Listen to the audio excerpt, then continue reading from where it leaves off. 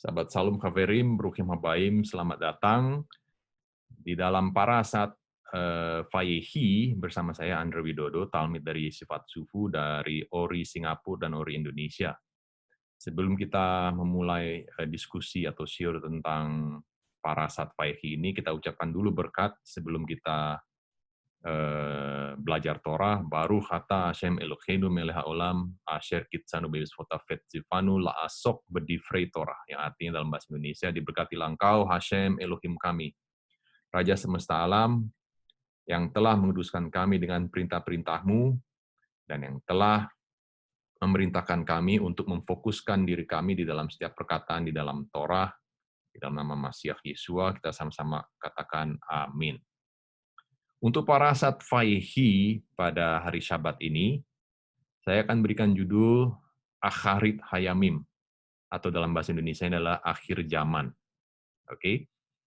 Dan Parasat Fayehi ini kita menutup kitab Kejadian, ya.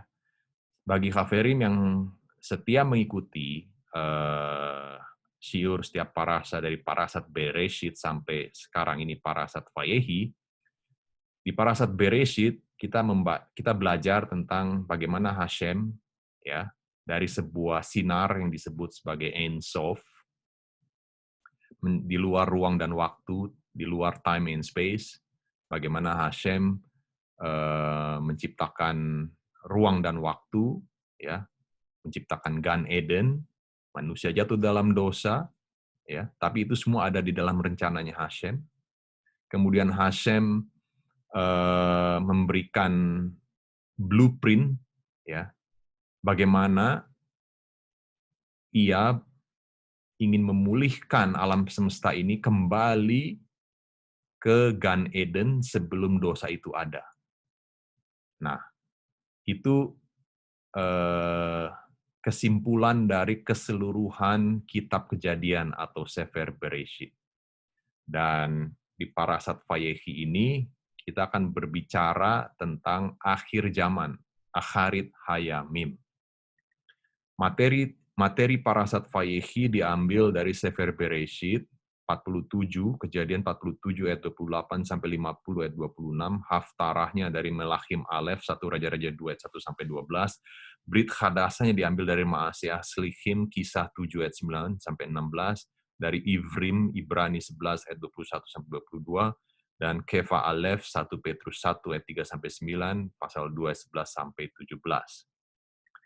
Kita mulai dari Sefer Bereshit 47 ayat 29, Kejadian 47 ayat 28, sorry.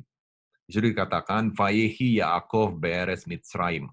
Dan Yaakov hidup di tanah Mesir selama 17 tahun, dan itulah umurnya Yaakov, dan itulah hari-harinya Yaakov, ya, berumur 147 tahun. Yang menjadi judul parasha pada hari Syabat ini adalah kata pertama dari ayat 28, yaitu Vayehi. Kata Vayehi berasal dari akar katanya adalah chaya, hidup. To remain alive, tetap hidup. To sustain life, untuk mempertahankan kehidupan. To live prosperously, untuk hidup makmur. To live forever, untuk hidup selamanya. To be alive, tetap hidup. To be restored to life or health, untuk direstorasi kehidupannya. Kita perhatikan di sini di ayat 28, kita baca Vayehi Yaakov, dan Yaakov hidup. Tapi justru isinya menceritakan bahwa Yaakov mati. Mengapa dikatakan Yaakov hidup, tapi malah isi ceritanya Yaakov mati? Itu pertanyaan harus kita tanyakan. Hal ini mengajarkan kepada kita bahwa seorang sadik, walaupun ia mati, tapi ia akan tetap hidup. Itu sebabnya kata Vayehi itu mempunyai makna, ya, to live forever, hidup selamanya. Jadi orang Yahudi itu tidak pernah berpikir bahwa Yakov itu sudah mati, enggak. Yakov tetap hidup.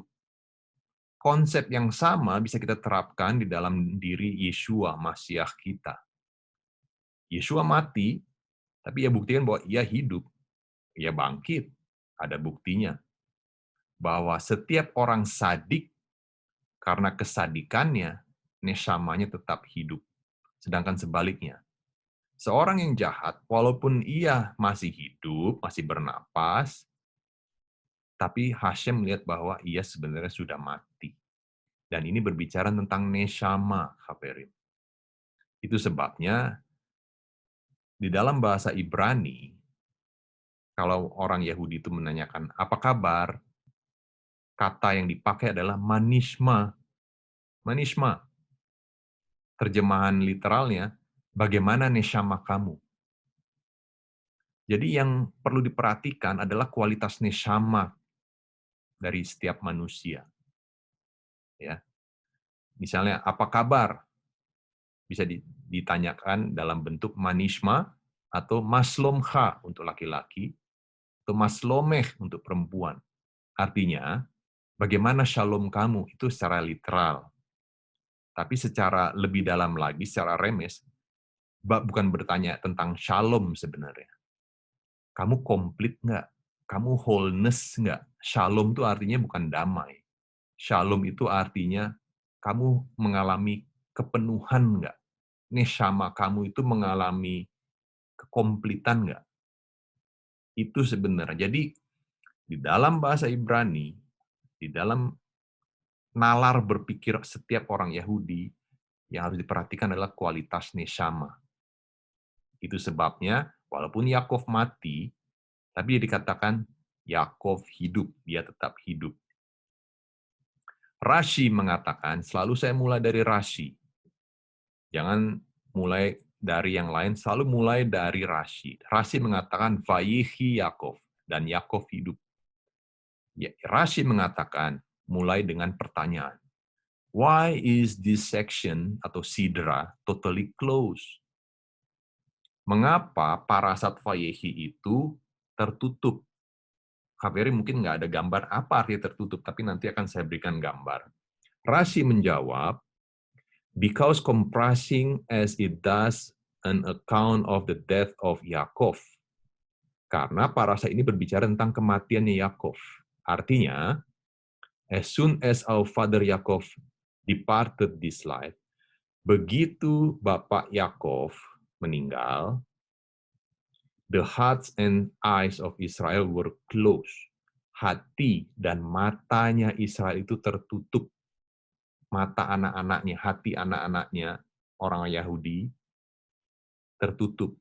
Their eyes became dim. Mata mereka menjadi tertutup. Their hearts trouble. Hati mereka jadi ketakutan. Because of the misery of the bondage. Karena kesusahan dari perbudakan yang akan mereka hadapi. Itu alasan nomor satu yang Rashi jelaskan. Alasan nomor dua yang Rashi katakan adalah karena Yakov ingin menyatakan, menjelaskan kepada anak-anaknya tentang akhir zaman. Kapan akhir dari Israel exile? Kapan akhir dari exile? Kapan akhir dari Galut? Itu yang ingin Israel atau Yakov jelaskan ke anak-anaknya. Rashi melakukan cross-reference ke Bereshit 49 ayat 1. Ya. Tetapi, ini yang penting, the vision was closed, concealed. Yakov tidak bisa melihat tentang akhir zaman. Penjelasan Rashi membimbing kita ke Midras Rabbah, Bereshit Rabbah 96 ayat 1. Nah, di sini kita membuat suatu elaborasi lebih detail lagi. Yakov, dalam tanda kurung, namanya adalah Israel. Israel ingin mengetahui akhir zaman, tetapi visi tentang akhir zaman buat Israel itu tertutup. Ada alasannya.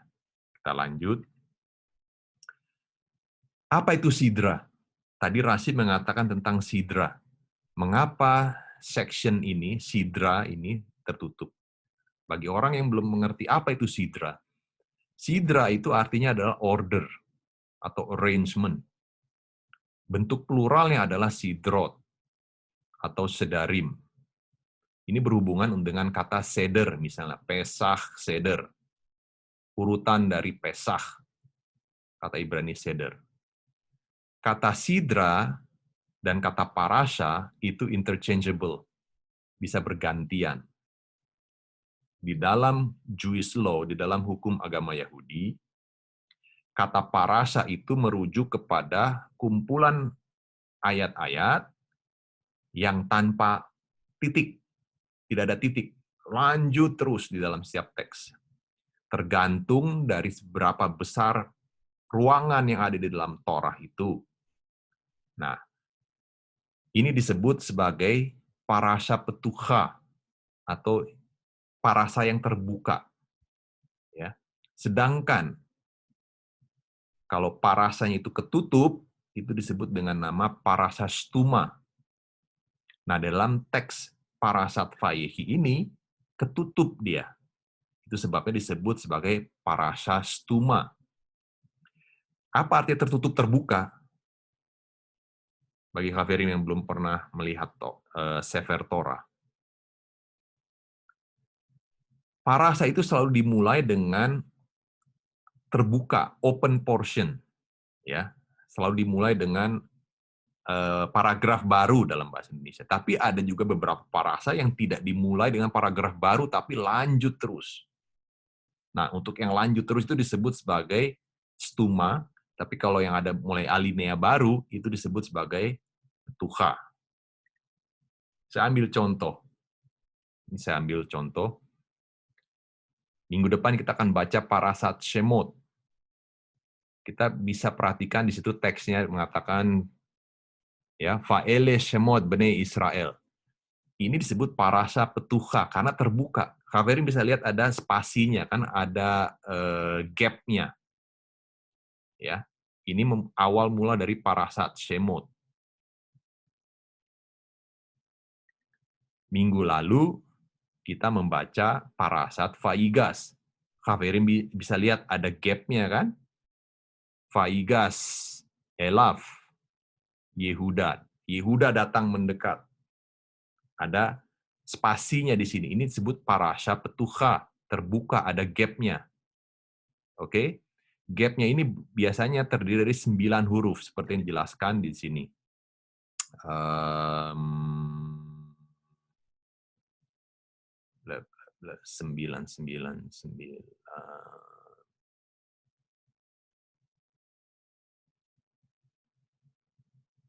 Di sini, 9 letters. Kalau ada empty space, ya, itu biasanya ada spasinya sebanyak 9 huruf dari previous portion. Kita ambil contoh, lihat ini. Ini adalah ada 9 huruf. Ini secara literal, secara pesha. Saya bisa mengembangin lagi elaborasinya, mengelaborasi lebih dalam lagi. Sebenarnya di dalam blank space ini ada tulisan lagi sebenarnya yang tidak bisa kita lihat dengan mata kita. Yang akan di-reveal nanti hanya pada saat Masiah datang. Setiap ada blank space di dalam Torah, ini hanya Masiah yang bisa menyatakannya. Tapi ini untuk level yang lain, nggak akan saya bahas pada saat ini. Sedangkan di parasat Vayehi minggu ini, hari Sabat ini sekarang, ini disebut parasat stuma. Dia tertutup. Mengapa? Coba Haverim perhatikan. Ini permulaan parasat Vayehi. Di situ dikatakan, Vayehi Yaakov beres Mitzrayim. Ya. Stuma, dia tertutup. Pertanyaannya, mengapa untuk parasat Vayehi kok tidak dimulai dengan alinea baru? Mengapa dilanjut terus? Itu pertanyaan. Rasi memberikan jawabannya begini. Ada 2 alasannya. Pertama, mengapa tertutup seperti ini? Mengapa tertutup? Rasi mengatakan, karena mata dan hati Israel, anak-anaknya Israel itu mulai tertutup akan akhir zaman. Alasan yang kedua, Yakov ingin menyatakan akhir zaman, rahasia akhir zaman, kepada anak-anaknya, tetapi tertutup. Nggak ada yang bisa tahu. Kita pegang dulu dua pendapat rasi ini dua-duanya ya. Poin nomor 1 dan poin nomor 2. Kita pegang dua-duanya. Ini berbicara tentang akhir zaman sebenarnya. Ini dia Rashi katakan, ini berbicara tentang akhir zaman, tapi kok parasanya disebut parasa stuma, tertutup. Apa yang ditutup? Dari Rashi saya mulai ke Hiskuni. Hiskuni menjelaskan begini.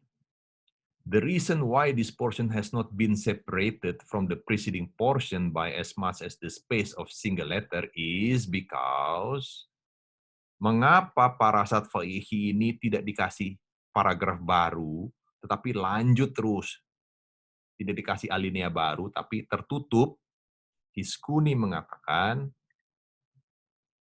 karena dengan kematiannya Yakov, mata dan hati dari anak-anaknya itu tertutup terhadap spiritual mission yang harus mereka lakukan di bumi.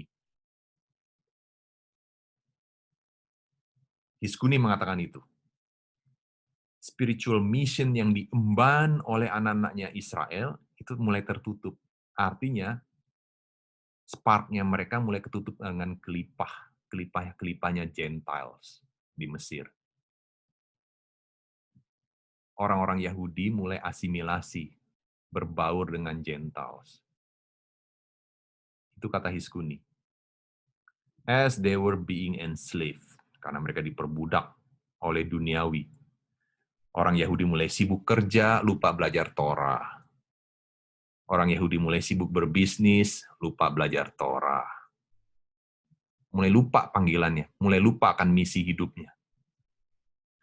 You might well ask that seeing that Joseph, his son, ruled in Egypt for 54 years, during which all his descendants enjoy complete freedom, how is it possible? Bagaimana bisa mungkin? Jawabannya adalah, his family become culturally too dependent on Egypt. Anak-anaknya Israel mulai bergantung dengan hal-hal duniawi, dengan hal-hal materialisme. Ini penjelasan Hiskuni. Bagaimana dengan penjelasan yang lain? Rabbeinu Bachya. Rabbeinu Bachya mengatakan, this parasa is closed in essence. Parasa ini tertutup. Mengapa? We do not have the customary separation of the word lines or letters between the last portion and this one. There are two reasons for this. Rabbeinu Bachya juga mengatakan ada dua alasannya mengapa parasat Vayikhi ini ketutup.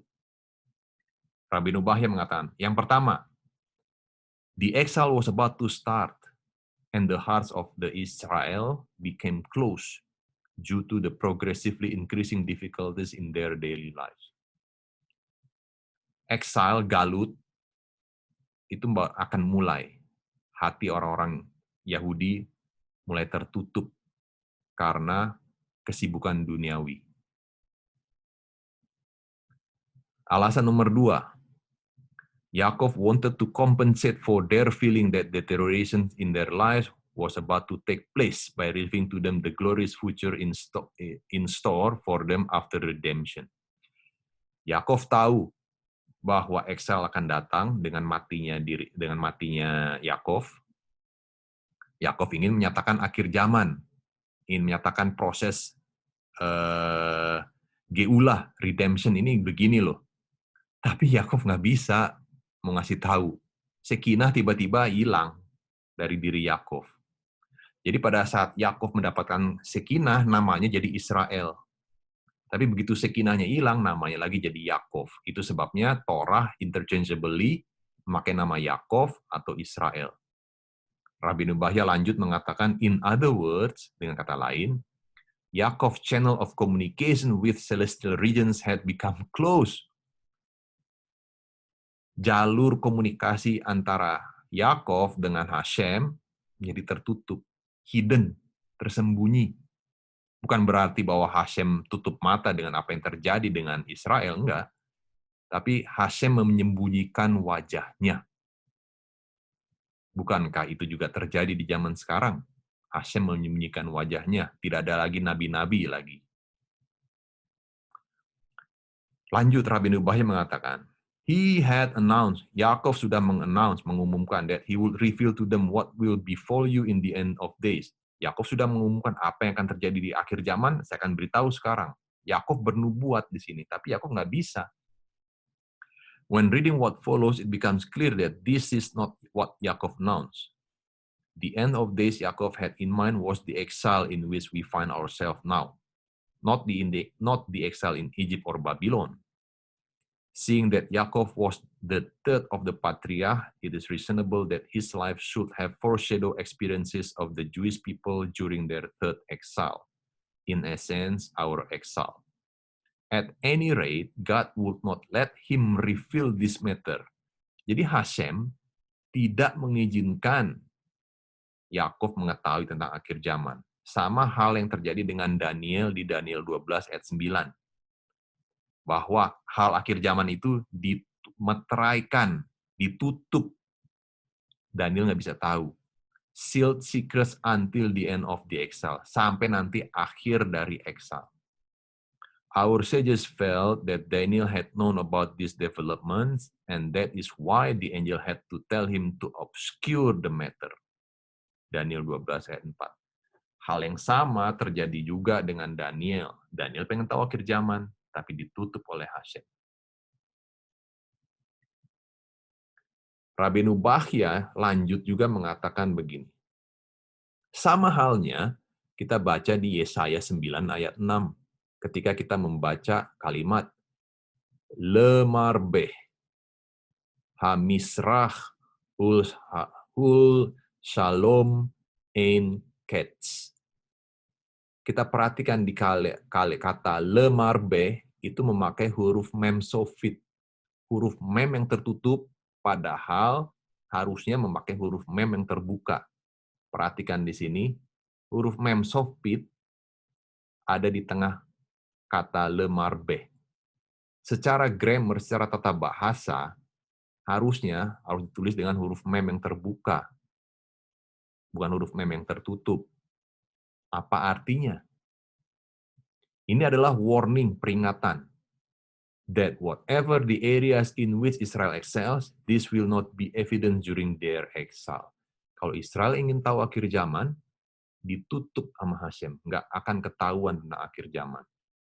The prophet seems to be saying that even attempts to hasten the Geula through Torah study, through establishing God's authority on earth, will not affect God's timetable.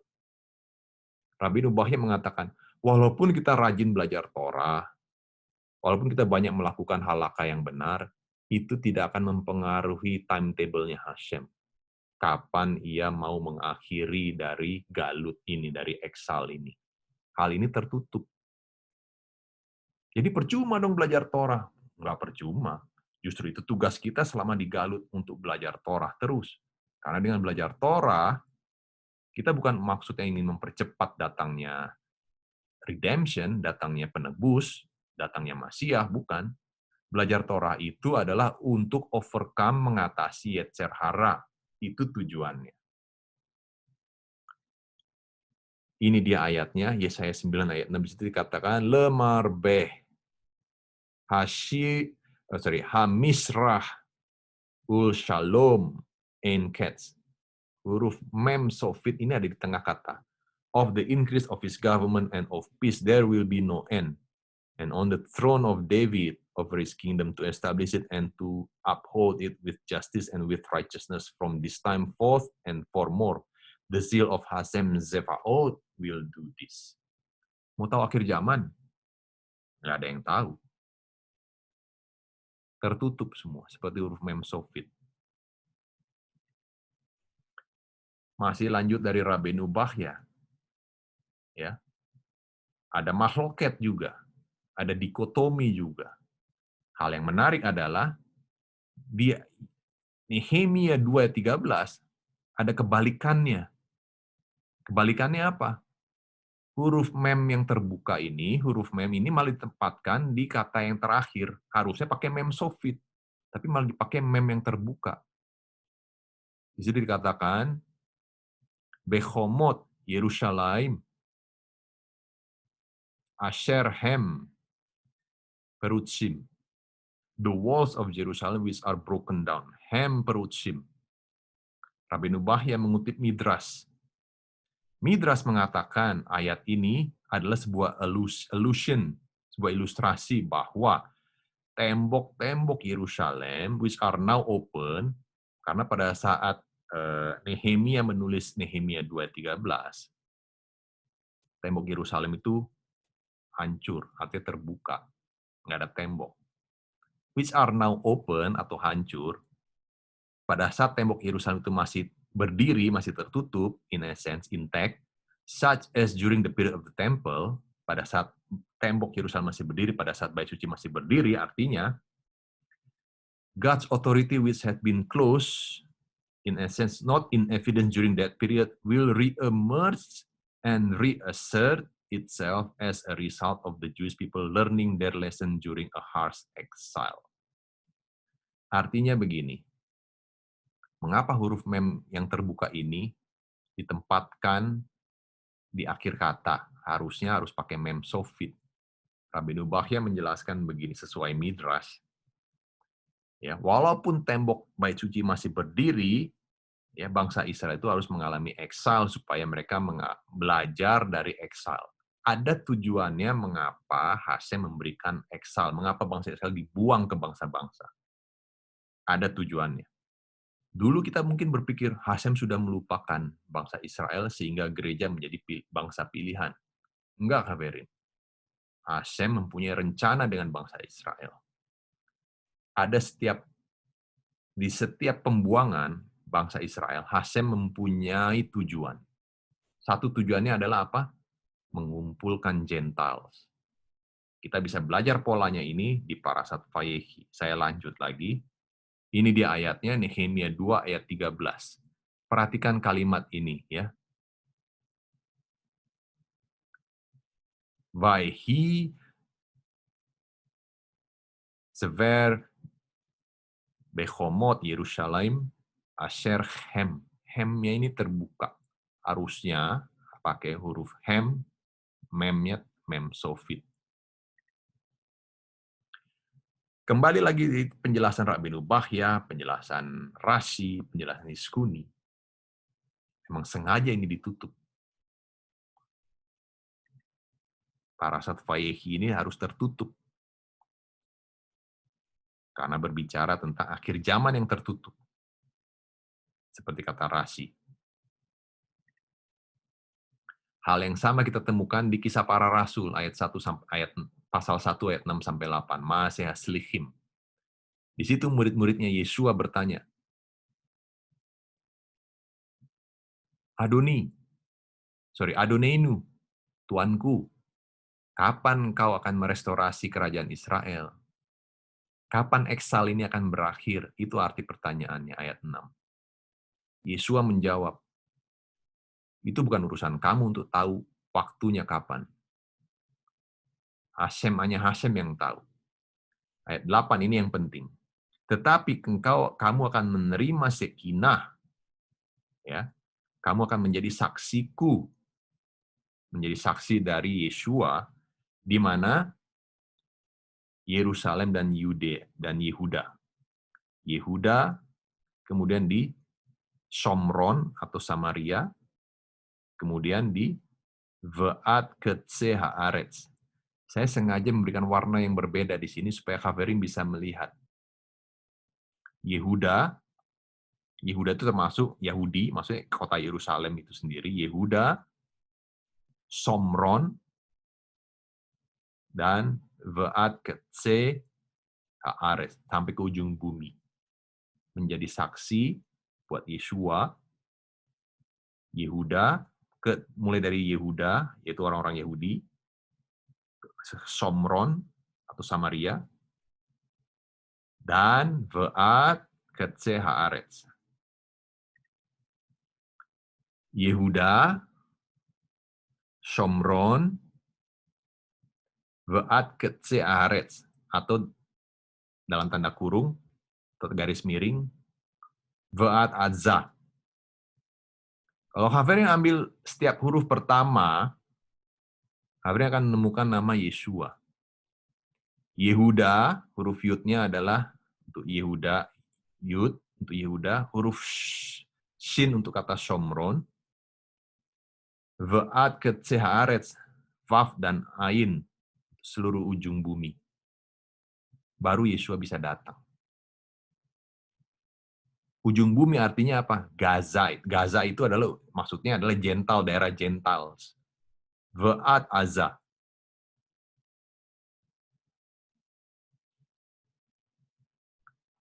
Kalau kita ambil huruf pertamanya dari sini, akan bentuk nama Yeshua. Artinya, kita akan bisa mencapai akhir zaman kalau kita menjadi saksi dengan kuasa dari Sekinah, dengan Sekinah, ya, membawa kabar baik atau besorot ke Yehuda, oleh orang-orang Yahudi, ke Shomron, ini adalah keturunan dari yang kawin campur, yang asimilasi, dan juga pada non-Yahudi. Yang hijau ini non-Yahudi, Samaria itu adalah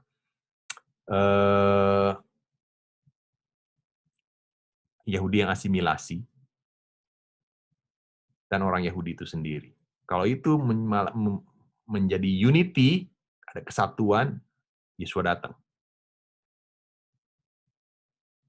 Ini kunci resepnya. Akhir zaman. Mengapa 2000 tahun ini kok akhir zaman nggak sampai-sampai ya? Belum ada unity. Di antara sesama Yahudi juga masih saling cakar-mencakar. Di antara sesama non-Yahudi, Gentile juga saling cakar-mencakar. Itu sebabnya belajar Torah. Torah lah yang mempersatukan semua. Kita lanjut ke ayat 29. Di situ dikatakan, Vayigrevu Yeme Israel Lamut. Dan waktu Israel meninggal, semakin dekat. Israel tahu kapan dia mau meninggal. 47 ayat 29. Pertanyaannya begini, dari mana Yakov kok bisa tahu bahwa dia udah mau mati ya? Kok seseorang tahu bahwa dia mau mati? Sama halnya juga kita baca di Perjanjian Baru. Yesua mengatakan, waktuku belum tiba. Tapi di lain pihak, Yesua juga mengatakan, inilah saatnya. Saya akan menyerahkan nesamanya saya. Kok ada orang yang bisa tahu kapan dia mau mati? Demikian juga Yakov, di sini dibilang, ayat 29, Baik revu yeme Israel lamut. Waktunya Yakub buat mati semakin dekat. Yakub tahu kapan dia mau mati. Nah, Or HaChai menjelaskan begini. Yakov memiliki indikasi-indikasinya, memiliki indikatornya bahwa kematiannya semakin dekat. Karena apa? Dari mana Yakov tahu? Nah, di sini saya kutip dari Or HaChaim, kita dibawa kita ke Zohar 1 pasal 1 ayat 217. Zohar mengatakan begini, 30 hari sebelum seorang sadik meninggal, zelemnya, divine image-nya, itu meninggalkan dirinya. The Zohar claims, Zohar mengatakan bahwa Rabbi Simon Bar Yochai atau Rasbi melihat fenomena ini pada dirinya Rabbi Itzhak. Although such knowledge is withheld from ordinary people, ya, pengetahuan tentang hal ini nih jarang diketahui oleh orang-orang biasa. Hanya orang righteous saja, para sadikim aja yang bisa mengetahui ini. Yesua salah satunya. Yakov tahu juga. Righteous people do become aware. Orang-orang sadik itu aware, mengetahui kapan zelemnya ini mulai meninggalkan dirinya. Another indication that this may have been so is the syntax of the first the day for Israel to die approach. Since when do we describe days as approaching? Dari mana kita mendefinisikan hari-harinya sudah mendekati? Barometernya apa? Itu pertanyaannya.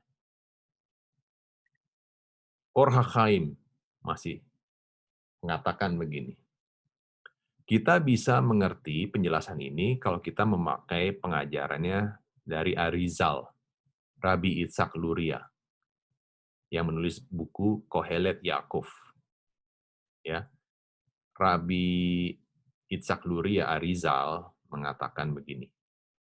You know that the souls have been divided up into numerous parts of sanctity. Neshama seseorang itu terdiri dari beberapa spark kekudusan.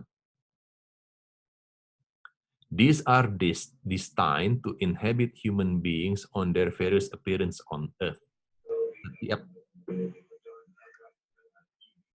Setiap spark ini, ya, itu ada di dalam diri manusia, ya. The length of time of a person lives on earth is directly related to how many of these spark of sanctity, zelem, dalam bahasa Ibraninya, inhabit his body. Lama umur hidup seseorang ini tergantung dari banyaknya zelem ini di dalam tubuhnya. Pada saat seseorang melakukan mitzvahnya Hashem, spark ini, zelem ini enhance.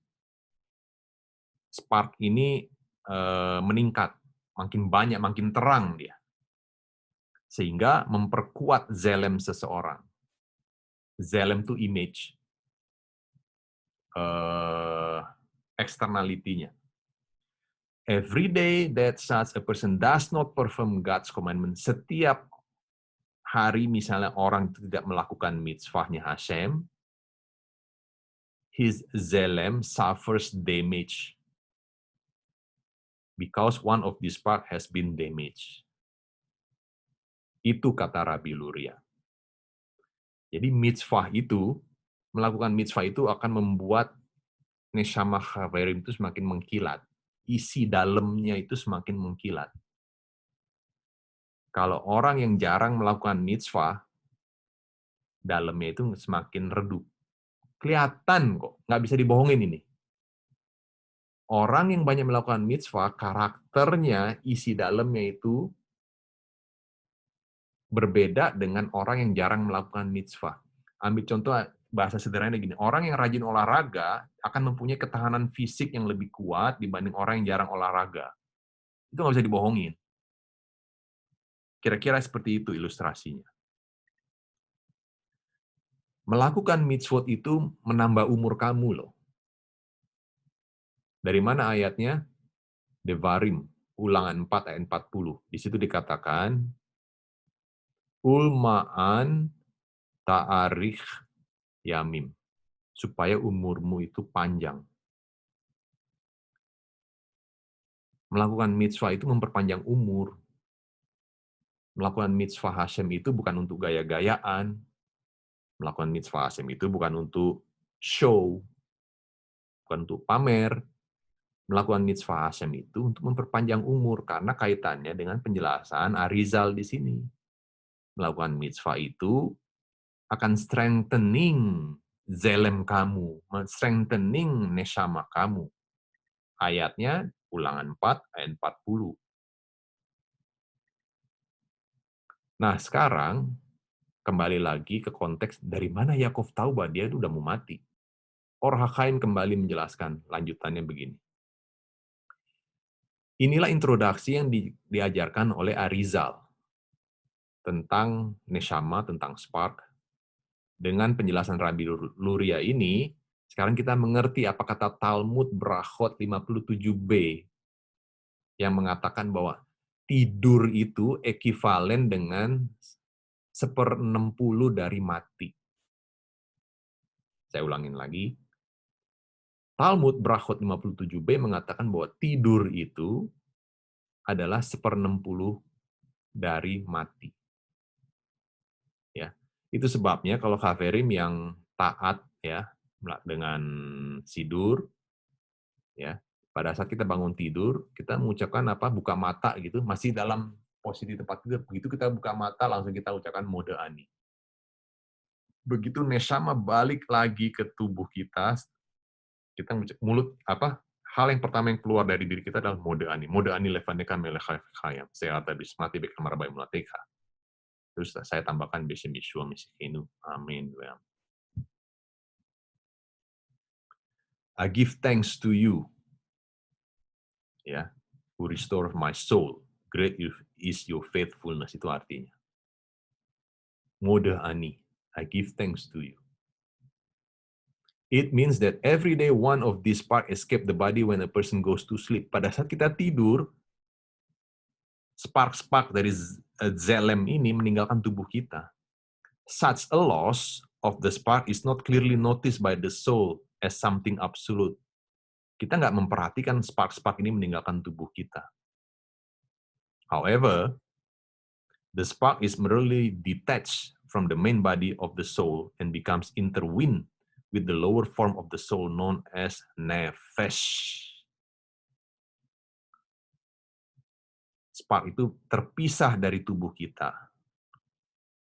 dan turun ke lower form yang disebut sebagai nefesh. It is an act of kindness by God, gemilut chasadimnya Hashem, bahwa setiap spark which acquired a merit on a particular day through the performance of mitzvah by the person whom it inhabits is further removed from loss of vitality in spite of the fact that said person may commit sin, subsequently thereby producing defective spark. Jadi Hashem juga ada mersinya, ada belas kasihannya. Ya, kalau ada orang itu melakukan dosa, itu akan menyebabkan spark-sparknya itu defektif, cacat. Tapi Hashem masih memberikan kesempatan buat teshuva, masih diberikan nafas lagi, masih bangun tidur, masih diberikan kehidupan lagi. Itu belas kasihannya Hashem.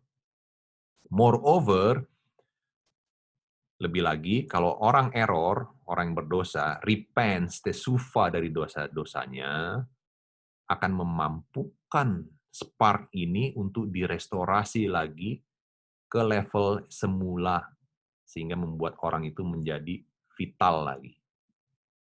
All of this is part of the various ways in which God demonstrates His kindness toward us. Inilah caranya Hashem menunjukkan gemilut kasadim kepada kita.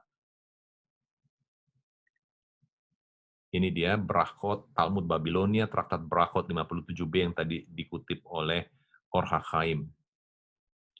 Ada 5 hal di dunia ini yang 1/60. Mereka itu adalah api, madu, Syabat, dan tidur, dan mimpi. Artinya, api yang ada sekarang ini adalah 1/60 dari api di Gehenom. Madu itu adalah 1/60 dari mana. Syabat itu adalah 1/60 dari olam haba. Tidur adalah 1/60 dari mati. Mimpi adalah 1/60 dari nubuat. Untuk Khaverim baru belajar Talmud, jangan diartikan ini secara literal. Oh, api itu 1/60 dari neraka. Bukan. Ada makna lebih lagi. Nggak bisa diartikan secara literal. Mungkin ada yang bisa diartikan secara literal, saya artikan secara literal adalah untuk tidur. Tidur adalah 1/60 dari kematian, tapi lebihnya jangan diartikan secara literal. 47 ayat 30. Yakub mengatakan, Vesachafti, but let me lie with my fathers. Kuburkan saya dengan bapak-bapak saya. Carry me out of Egypt, bawa saya keluar dari Mesir. Bury me in their burying place. Kuburkan saya di kuburan mereka. Kemudian Yosef mengatakan, I will do as you have said. Saya akan lakukan seperti yang kamu minta. Rabbi Nubahya menjelaskan begini. The first request pertain to his spirit. Permintaan pertama Yakov sebelum dia mati adalah merujuk kepada neshamanya. Kedua, merujuk kepada tubuhnya. Yakov mengatakan artinya begini, that he was convinced. Yakov itu yakin. Walaupun nanti misalnya tubuhnya itu dikuburkan di Mesir, neshamanya tetap akan bertemu dengan bapak-bapak leluhurnya. That it would not have to undergo painful Gilgulim, metamorphosis, before arriving in its rightful place in the celestial regions. Jadi seorang sadik itu pada saat kematiannya, hari terakhirnya, dia akan tetap yakin bahwa dia nanti akan bertemu dengan bapak-bapak leluhur saya, Abraham, Ishak. Walaupun harus dikuburkan, katakanlah, di tanahnya Gentiles. Tapi nesamanya akan disatukan dengan para avot, bapak-bapak leluhur. Rabbi Itzhak menyatakan, ayat ini mengajarkan kepada kita bahwa pada saat seseorang mau mati, orang itu aware akan pergi kemana nantinya.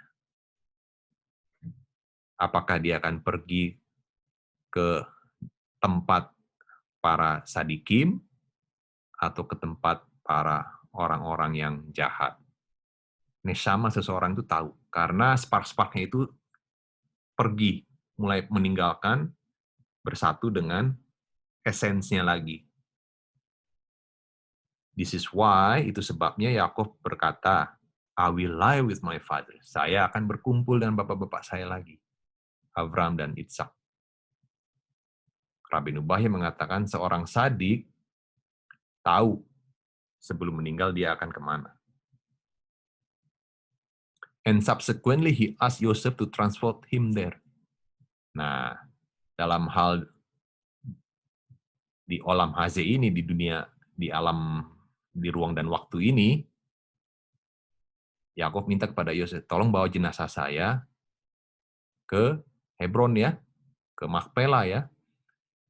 Yakov mengajarkan Yosef that even if one were to die on a boat, Yakov ini mengajarkan Yosef, walaupun misalnya seseorang mati di atas perahu, ada di tempat-tempat yang terpencil, di remote,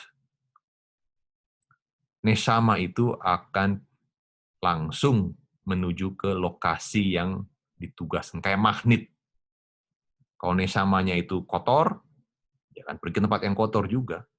Nesamanya itu bersih, seorang sadik akan pergi ke tempat yang bersih juga. Jadi nggak ada yang perlu ditakutin dengan kematian sebenarnya. Tidak seperti Gentiles dalam menghadapi kematian. Itulah sebabnya Rabi Saul atau Paulus di Perjanjian Baru, kematian itu bukan sesuatu yang menakutkan. Di Sefer Bereshit 48 ayat 3 di situ dikatakan, Vayomer Yaakov el Yosef, berkatalah Yaakov pada Yosef, El Shaddai. El Shaddai muncul kepada saya di Luz, di tanah Kanaan dan memberkati saya. El Shaddai. Kata Shaddai itu gematrianya sama dengan kata Metatron, yaitu 314. El Shaddai ini adalah artinya El Metatron. Karena Shaddai dengan kata Metatron atau Memtet itu adalah sama, 314. Shaddai sebenarnya adalah singkatan dari Shomer Daltot Israel. The guardians of the doors of Israel. Sang penjaga pintu gerbang Israel.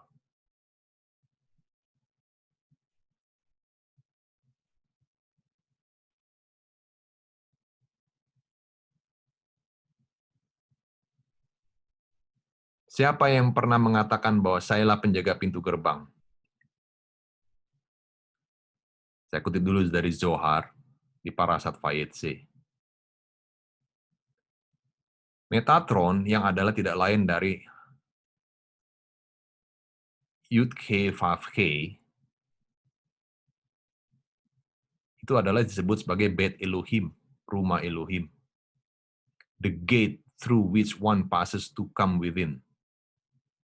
Seperti tertulis di Tehillim, Mazmur 118 ayat 19. Open to me the gate of righteousness. I will go into them and I will praise Hashem. Open to me the gates of righteousness artinya tunjukkan kepada saya Metatron. Karena Metatron itu adalah sang penjaga pintu gerbang. Mazmur 118 ayat 20. Dan inilah the gate of Hashem. Inilah pintu gerbang Hashem. And all is one, which means the gates of the righteousness, the gate of Hashem, and the gate of heaven are one. And that one is Memtet. Inilah rahasia dari Torah. The gate of righteousness, pintu gerbang masuknya para sadikim. The gate of Hashem, pintu gerbangnya Hashem. The gate of heaven, pintu gerbangnya surga, itu cuma satu. Yaitu siapa? Memtet, Metatron. Nama lain dari Metatron adalah El Shaddai. Singkatan dari Shomer Delatot Israel. Memtet punya nama adalah Yeshua, Sarhapanim. Di Yohanes 10 ayat 9, di situ dikatakan Anochi Hasya'ar Ish Ki Yavo Derech. Saya adalah Derech Hasya'ar. Saya adalah pintu masuk gerbang. Melalui saya semua orang masuk. Dia akan menemukan Yeshuat Eloheinu, keselamatan dari Elohim. We'll go in and we'll go out and we'll find mir'eh pasture. Jadi nggak ada yang bertentangan antara perjanjian baru, Zohar, Torah. Semua pengajaran di perjanjian baru harus bisa ditemukan, ada diajarkan di dalam Torah. Perjanjian baru tidak berdiri sendiri. Perjanjian baru itu ada di bawah otoritasnya Torah.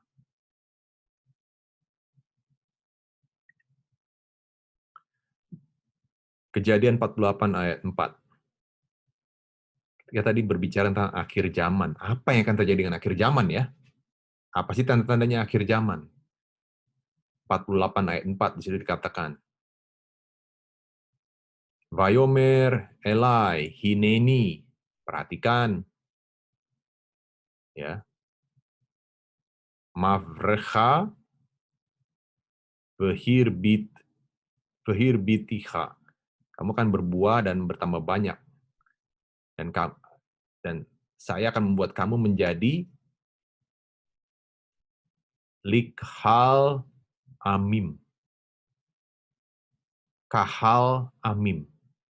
Kehilat amim.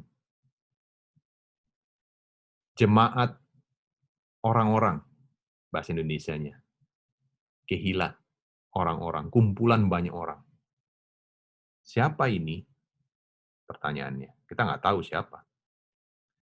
Ada keturunan dari Israel, dalam tanda kurung namanya adalah Yakov, tapi menjadi kumpulan orang-orang.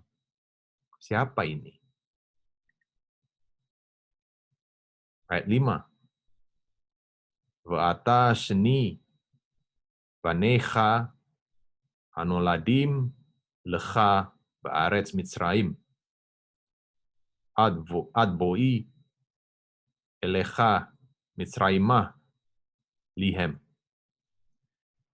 Anakmu yang lahir di Mesir adalah miliknya Israel, yaitu Efraim dan Manasye. Lihem shall be mine. Itu Israel bilang. Israel berkata, Yosef, anakmu yang lahir di daerah Gentiles akan menjadi milik saya ya. Israel bilang ke Yosef, anak-anaknya Yosef akan menjadi milik Israel. Dengan kata lain, Masyah ben Yosef, anak-anaknya akan menjadi miliknya Israel. Itu udah ada di dalam Torah. Seperti Yakov mengadopsi Efraim dan Manasye. Rashi mengatakan, "They shall be counted amongst my other son." Anak-anaknya Yosef ini, anak-anaknya Masyah ben Yosef, orang-orang yang percaya kepada Mesias ben Yosef, itu akan dihitung sebagai anak-anaknya Israel. To receive a portion in the land, akan mendapatkan porsi di tanah Israel. It's for himself. It's to have his own territory exactly as each of my other son has. Rashi mengatakannya itu. Kemudian kita ingat mundur sedikit ke Kejadian 35 ayat 11. Di situ dikatakan janjinya kepada Yakov, dan Hashem Vayomer lo Elohim Ani El Shaddai, sayalah El Shaddai. Kita tahu namanya El Shaddai adalah Yeshua yang menampakkan diri kepada Yakov. El Shaddai mengatakan kepada Yakov, dari dirimu Yakov yang namanya diganti menjadi Israel, dengan kata lain, dari dirimu Israel akan ada Goy, akan ada bangsa, dan ukehal goyim, ada kehilat dari bangsa-bangsa. Ukhal goyim. Ini Kejadian 35 ayat 11. Ini akhir zaman. Bahwa ketika ada Gentiles, non-Yahudi, bergabung dengan Israel, itulah akhir zaman sebenarnya. Goy di ayat ini merujuk kepada Benyamin. Penjelasannya Rashi. Kehal goyim, sesuai penjelasan Rashi, merujuk kepada Manasye dan Efraim, yaitu anak-anaknya Yosef. Dan diperhitungkan sebagai suku. Ini penjelasannya Rashi. Jadi ada bangsa-bangsa non-Yahudi, anak-anaknya Yosef, diadopsi oleh Israel. Bukan berarti bahwa mereka menjadi Yahudi artinya, tapi diadopsi, diperhitungkan. Kemudian Israel pun memberkati Efraim dan Manasye. Kejadian 48 ayat 14. Dengan menyilangkan tangannya begini. Yakov memberkati Efraim dan Manasye. Kita lihat di Parashat Vayehi, ada saatnya Yakov atau Israel memberkati Efraim dan Manasye.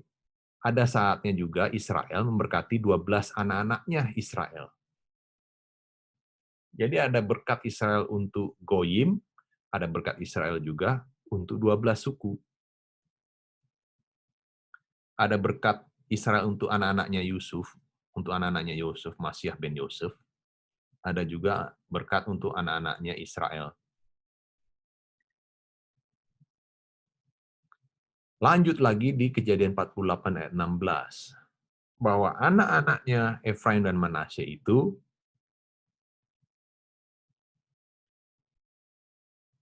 maksudnya begini, Yakov berkata, Israel berkata,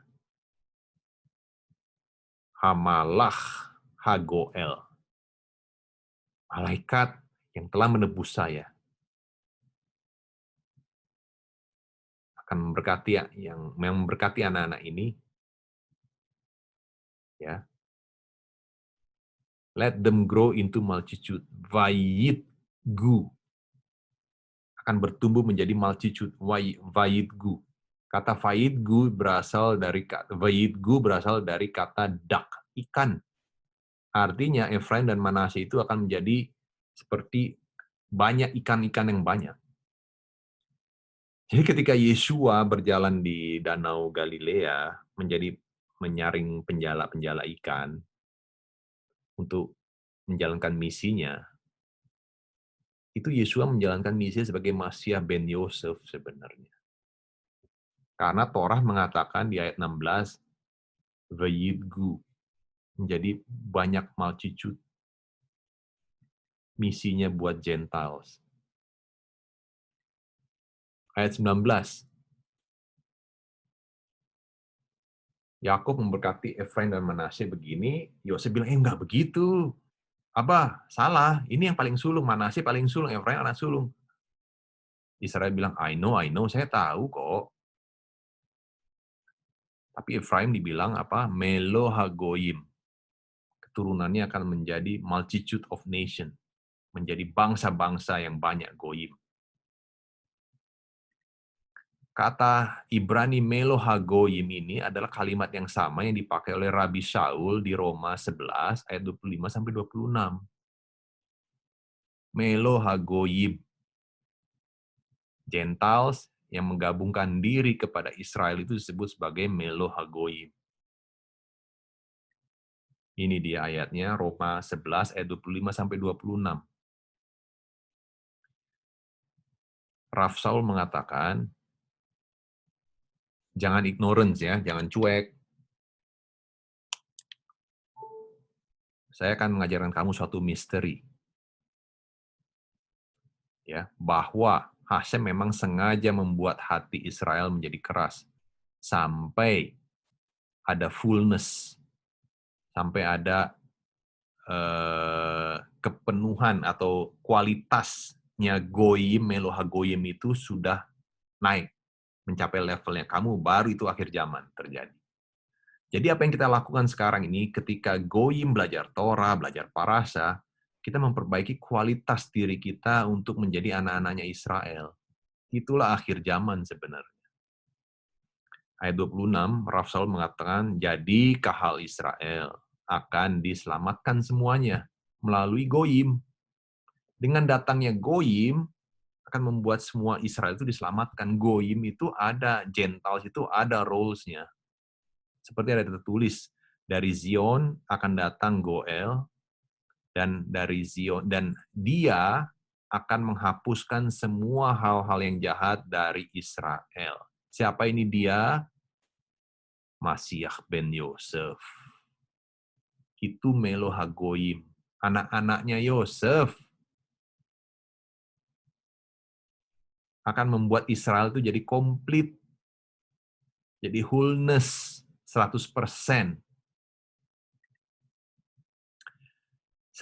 Dalam deeper level, dalam level yang lebih dalam, Efraim itu sebenarnya adalah sebuah simbol dari Gentiles yang percaya kepada Yesua. Karena Israel mengadopsi anak-anaknya Yosef. Tapi ini jangan diartikan bahwa kita itu menganut sistem teologi the Ten Lost Tribe. Bukan. Ini berbeda dengan teologi Lost Tribe atau teologi Two Houses, teologi. Bukan. Ini sebenarnya Torah mengajarkan bahwa hubungan antara Yahudi dan non-Yahudi di dalam Masiah. Kalau Khaverim mengerti esensi dari Torah Parasat Vayehi, Khaverim nggak akan ngejar-ngejar, oh saya pengen convert jadi Yahudi. Nggak perlu. Semua ada roles-nya di dalam Hashem. Gentiles ada role-nya. Manasye Efraim ada roles-nya. Anak-anaknya Yosef ada roles-nya. Anak-anaknya Yeshua, keturunan pengikut-pengikut Yeshua itu ada roles-nya di dalam Torah. Convert itu nggak harus. Tapi misalnya ada orang yang terpanggil, silahkan. Nggak apa-apa. Mau menjalani role yang berbeda, silahkan. Kalau misalnya ada seseorang mau convert, artinya saya memainkan role saya, peranan saya menjadi seorang Yahudi, silahkan. Tapi diminta tanggung jawabnya yang berat. Harus sama dengan tanggung jawab seorang Yahudi yang asli. Kalau misalnya udah convert tapi tidak bisa menjalankan tanggung jawabnya, tidak bisa responsibel, Hashem akan menuntut. Kamu sudah convert tapi kamu tidak melakukan responsibility kamu akan mendapat hukuman. Sedangkan Gentiles juga, Manasye, Efraim, walaupun diadopsi oleh Yakov, ada roles-nya juga yang berbeda dengan roles-nya seorang Yahudi. Inilah yang akan membawa kita ke akhir zaman. Kalau masing-masing pihak memiliki roles-nya yang saling mendukung satu sama lainnya. Israel tidak akan komplit kalau tidak ada Efraim dan Manasye. Saya ulangi lagi, Israel tidak akan komplit kalau tidak ada Gentiles. Gentiles juga tidak akan komplit kalau tidak ada Israel. Ini roles-nya. Torah mengajarkannya. Seperti Efraim dan Manasye ada hubungan dengan Israel melalui Yosef. Coba Kaverin perhatikan. Efraim dan Manasye itu anak-anaknya Yosef. Mereka bisa berhubungan dengan Israel, dengan Yakov, melalui Yosef. Demikian juga kita Gentiles, kita bisa berhubungan dengan Israel melalui Masiyah ben Yosef, yaitu Yeshua. Itu sebabnya penting bagi Gentiles jangan pernah meninggalkan Yeshua kalau mau masuk ke dalam Commonwealth Israel. Penting ini. Jangan sampai pernah meninggalkan Yeshua, karena melalui Yeshua inilah pintu gerbang masuk ke Hashem. El Shaddai, Metatron, the gate of heaven. Jangan sampai pernah meninggalkan pintu gerbang ini. Ini pintu gerbang masuk untuk ke Hashem, baik itu untuk Yahudi maupun non-Yahudi. Penting ini.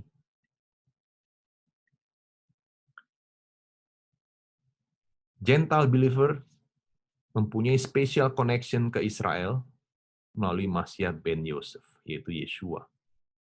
Dia adalah Metatron, dia adalah El Shaddai yang menampakkan diri kepada Israel. Dia adalah pintu. Seperti dikatakan di Yesaya 56 ayat 1-3. Di situ dikatakan bahwa kalau seseorang melakukan Koamar Hashem Simru Mishpat, seseorang banyak melakukan mispat. Mispat itu adalah melakukan mitzvah, melakukan setiap mitzvah yang mengatur hubungan horizontal, melakukan hubungan antar sesama, adil terhadap satu sama lainnya. Kalau seseorang melakukan mitzvah, mitzpat, dan melakukan sedekah menjadi seorang sadik, kamu akan menemukan Yeshuati. Kamu akan menemukan keselamatanku. Apa artinya? Akan bisa ketemu Yeshua. Artinya, kalau seseorang melakukan mitzvah, belajar mispatim, makanya ada parasat mispatim, belajar Torah terus, dan banyak melakukan zadik, hal-hal yang sadik, sedekah itu bukan artinya uang, bukan.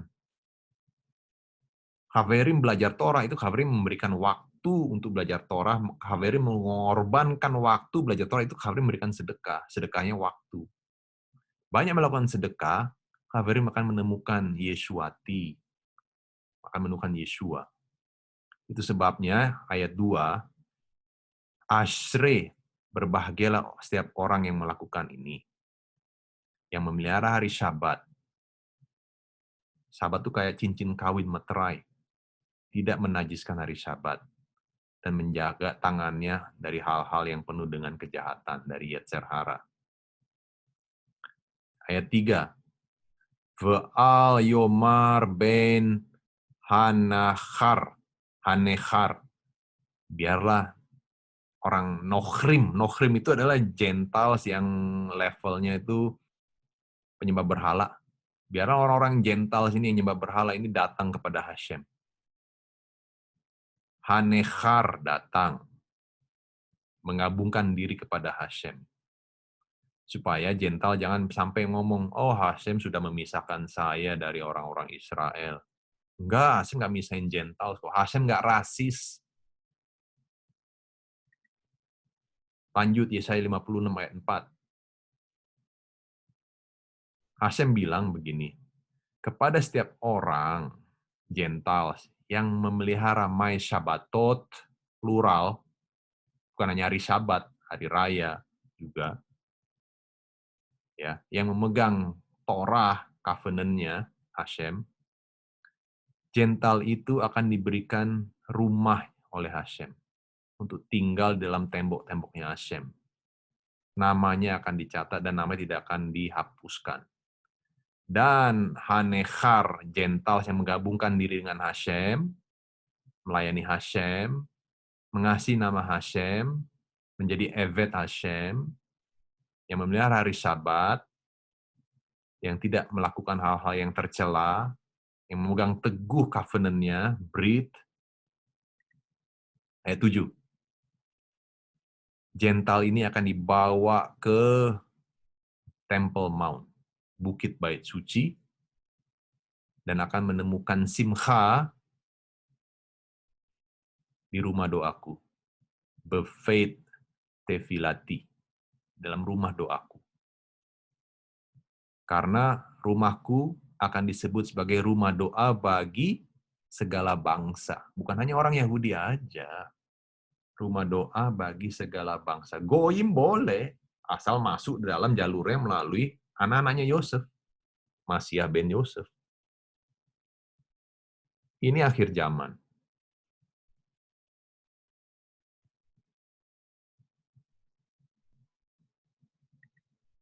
Seperti dikatakan di Yehezkiel 47 ayat 21-3. Disitu dikatakan, you shall divide this land among you according the tribes of Israel. Bagi tanah Israel sesuai dengan suku-suku kamu. You shall allot it as an inheritance for yourself and for the sojourners. Nah, ini kata kuncinya. Tanah itu harus dibagi-bagi berdasarkan keturunanmu, suku-sukumu, dan juga kepada sojourners. Sojourners itu dalam bahasa Ibrani-nya ulha gerim. Gerim ada. Who resides among you and have children among you. They shall be to you as native-born children of Israel. With you they shall be allotted inheritance among the tribes of Israel. Jadi dengan kata lain, Haverim, di dalam Commonwealth-nya Israel, itu bukan hanya orang asli saja, tapi juga ada gerimnya, ada permanen residennya juga ada, tapi dapat porsi juga tanah di situ. In whatever tribe the sojourner resides, there you shall assign him his inheritance, declares the Lord Hashem. Adonai, Adonai. Adonai Hashem. Jadi, jangan merasa Hashem itu rasis, enggak. Jangan merasa Yahudi itu superior, enggak. Yahudi, non-Yahudi, semua punya peranannya masing-masing. Lakukan peranan masing-masing dengan bertanggung jawab, with responsibility. Yesua mengatakan hal yang sama di Yohanes 10 ayat 14-16. Akulah gembala yang baik. Saya tahu mana anak-anak saya, dan anak-anak saya tahu siapa saya. Seperti Bapa tahu tentang saya, dan saya tahu tentang Bapa. Saya memberikan neshama saya untuk domba-domba saya. Nah, ayat 16 ini yang penting. Juga, saya mempunyai domba-domba yang lain yang tidak berasal dari kandang ini. Ada domba-dombanya Hashem yang tidak berasal dari Israel. Saya perlu bawa mereka juga. Dan mereka akan mendengar suara saya. Dan mereka akan menjadi satu. There will be one flock, one shepherd. Jews dan non-Jews menjadi satu. Jadi nggak mungkin kalau semua jadi Jews, siapa yang jadi non-Jews-nya? Nggak mungkin, nggak akan bisa jadi satu. Dua entity ini perlu. Jews dan non-Jews sama-sama masuk.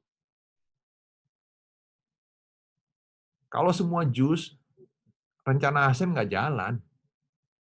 Torah Vayikri nggak akan bisa berlaku, Torah Parasat Vayikri nggak bisa berlaku.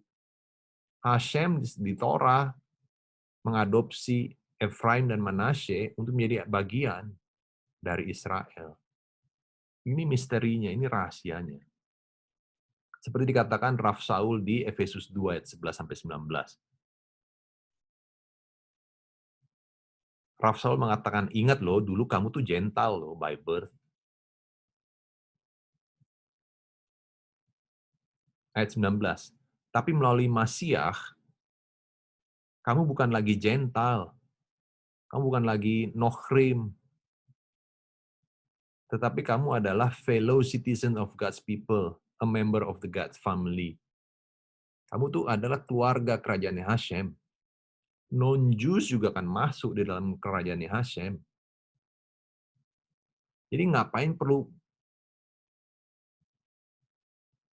buang-buang duit? Karena proses konversi sekarang ini kebanyakan adalah apa? Bisnis jadi bisnis. Masalah duit. Kamu kasih duit berapa? Saya convert kamu jadi Yahudi deh. Bukan itu, ini cuma masalah duit. Bukan itu yang Hashem cari. Kembali lagi saya katakan kualitas nesamanya Gentiles yang bergabung dengan Hashem harus merektifikasi nesamanya, ikut yeshiva, belajar Torah, memperbaiki kualitas nesamanya supaya bisa diadop menjadi anak-anak Israel. Itu kunci, dan yang bisa melakukan sunat hati itu, brit milah itu adalah hanya siapa? Masiah.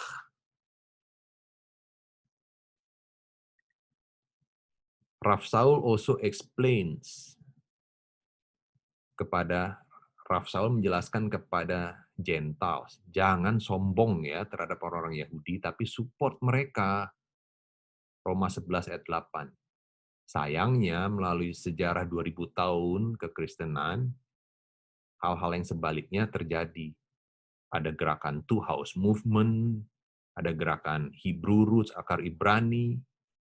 Ini semua adalah gerakan-gerakan dari antisemitisme. Gentiles yang percaya kepada Yeshua should support the Jewish people and have nothing but gratitude and honor for them. Itu roles-nya kita. Support orang-orang Yahudi. Mau itu Ortodoks, belum percaya Yeshua, sudah percaya Yeshua. Tugas kita support mereka. Support itu bukan hanya dalam hal uang ya. Saya mau belajar, datang, silaturahmi atau apa. Itu panggilannya, roles-nya Gentile. Karena roles-nya Yahudi adalah menjadi orla goyim, terang buat kita. Walaupun mereka belum percaya Yeshua, tapi mereka punya spark-nya, terang itu yang perlu kita belajar. Dan inilah sebenarnya akhir zaman itu, Be'akharit Hayamim. Israel, Yakov memanggil anak-anaknya untuk apa? Ada dua kata di sini. Gather yourself together.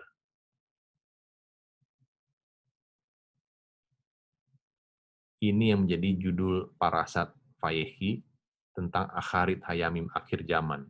Apa sih yang akan terjadi di akhir zaman? Perang? Bukan. Perang dari dulu juga udah ada. Itu udah tanda-tanda akhir zaman. Rashi mengatakan Yakov ingin menyatakan akhir zaman, tapi Roh Kudus, Sekinah, meninggalkan Yakov sehingga Yakov malah mengatakan hal-hal yang lain. Midras Rabbah 98 ayat 2. Rabbeinu Bahya mengatakan begini. Panjang nih, tapi penting. The time Yakov referred to is the Messianic age. Nah, Yakov ini berbicara tentang era Mesianik sebenarnya. It was quite appropriate that he should tell his sons matters dealing with the redemption from Egypt rather than the matters dealing with the redemption in distant future. How could he have preferred a concentrate on matters far distant instead of revealing some of what is relatively close at hand? We surmise that perhaps he had already given his son allusions of the redemption from Egypt when he told them in 48:21, 48 ayat 1, and Hashem will be with you, and he will bring you back to the land of your fathers. Jadi jangan pernah berpikir bahwa, oh Roh Kudus sudah ninggalin orang-orang Yahudi. Enggak. Dimanapun orang Yahudi berada, mau itu orang Yahudi yang percaya Yesua atau Yahudi tidak percaya Yesua, Hashem ada bersama mereka. Dan janjinya adalah Hashem nanti akan membawa mereka kembali ke Eretz Israel, ke tanah Israel. After all, had it not been for the incident with the spies, the redemption at the time of Exodus would have resulted in Israel immediately taking possession of the land of Canaan. Kalau tidak ada dosa 10 mata-mata, Masiah udah datang saat itu. Tapi sengaja Hashem memberikan dosa spy 10 mata-mata itu untuk memberikan kesempatan Goyim masuk, untuk memberikan kesempatan Ruth masuk. Dari Ruth lahirlah Raja Daud. Dari Raja Daud lahirlah Masiah, Yesua. Jadi memang Hashem sengaja, Hashem in control, Hashem mengatur semua ini untuk membiarkan Gentiles masuk. Seeing that he alluded to the Exodus in the previous verse, it was quite normal that at this point, Yaakov would want to reveal something about the final redemption. Saat itu, di Kejadian 49 ayat 1, sebenarnya Yaakov ingin menyatakan kapan kedatangan Masiah sebenarnya. After all, both redemption have this in common, that the Jewish people would emerge from a very terrible exile. Tapi, yang didapat adalah bahwa akan ada terrible exile di akhir zaman. Besides, we have it on the authority of our prophets that the final redemption will parallel the redemption from Egypt in many respects. Kedatangan Yesua yang kedua kalinya itu sama persis dengan peristiwa yang terjadi di Mesir pada saat peristiwa Exodus. Jadi kalau kalian membaca kitab Wahyu, wah bencana sini, bencana sana, itu sudah pernah terjadi seperti di Exodus. Peristiwa Exodus dari Mesir, cuman skalanya lebih global. The principal difference will be that the final redemption will result in mankind acquiring a far greater knowledge of God and His attributes. Ini bedanya. Kedatangan Masiah yang terakhir, yang kedua kalinya, akan membuat manusia itu menjadi memiliki pengetahuan tentang Hashem dan atributnya Hashem lebih lagi. When you examine Yaakov introduction, kalau Kaveri memperhatikan Kejadian 49 ayat 1, introduction-nya Yaakov, Kaveri akan memperhatikan bahwa he was going to concentrate on two assemblies. Ada dua komunitas yang Yaakov address. Yang pertama, Yaakov mengatakan, assemble yourself. Dan yang kedua, gather yourself. Ekspresi yang pertama, assemble yourself, itu merujuk kepada Israel, anak-anaknya Israel. Kemudian, ekspresi yang kedua, merujuk kepada Kingdom of Yehuda, respectively. Seperti yang dikatakan di Yesaya 11 ayat 12. Assemble the bands of Israel and gather the dispersed of Yehuda. Yesaya 56 ayat 8 berbicara tentang mengumpulkan orang-orang Israel yang terbuang. This indicates, ini menunjukkan bahwa ada dua proses redemption. Ada dua proses. It is most likely refers to redemption of the 10 tribes in a separate redemption of the tribe of Yehuda and Benjamin have been redeemed first. The only time all of the tribes were redeemed simultaneously was at the Exodus from Egypt. The next time this will happen will be the final redemption. Itu sebabnya Yesaya 11 ayat 11 mengatakan, Bayom hahu, pada saat itu, my Lord will again apply his hand to acquire the other part of his people who have been left over. Hashem akan mengambil tangannya lagi untuk mengambil orang-orangnya yang tertinggal. Mengingat bahwa redemption from Babylon hanya 42.000 Israelites, ya, tidak bisa diartikan ini adalah final redemption. Itu sebabnya ada second redemption lagi. Rabbeinu Bachya. Jadi, proses redemption, geula itu ada 2 proses, tidak hanya 1 proses. Jadi kalau dibilang, Yeshua bukan Masiah ben David, iya benar. Karena ada 2 proses redemption. Yeshua itu adalah proses redemption yang pertama. Proses redemption yang kedua adalah baru Mesias ben David. Itulah yang dijelaskan di parasat Lech Lecha, Kejadian 12 ayat 3. Di situ dikatakan, Venivrehu. Terjemahannya adalah akan diberkati. Sebenarnya ini bukan berbicara berkat, bukan venivrehu itu adalah berbicara tentang aktivitas agrikultural. Dicangkokkan. Kata nivrehu artinya diberkati, tapi dalam konteks adalah dicangkokkan. Berasal dari kata lehavrik, yaitu jental yang menggabungkan diri dengan Israel. Inilah akhir zaman.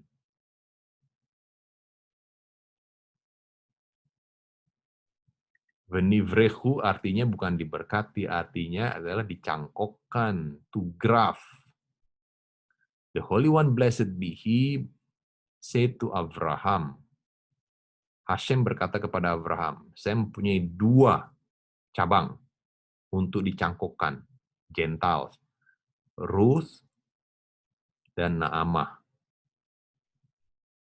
Gentile pun ada roles-nya untuk membawa redemption, untuk membawa Masiah. Tanpa Gentiles, Masiah nggak bisa datang. Itulah yang dipakai oleh Paulus atau Raf Saul di Roma 11 ayat 17.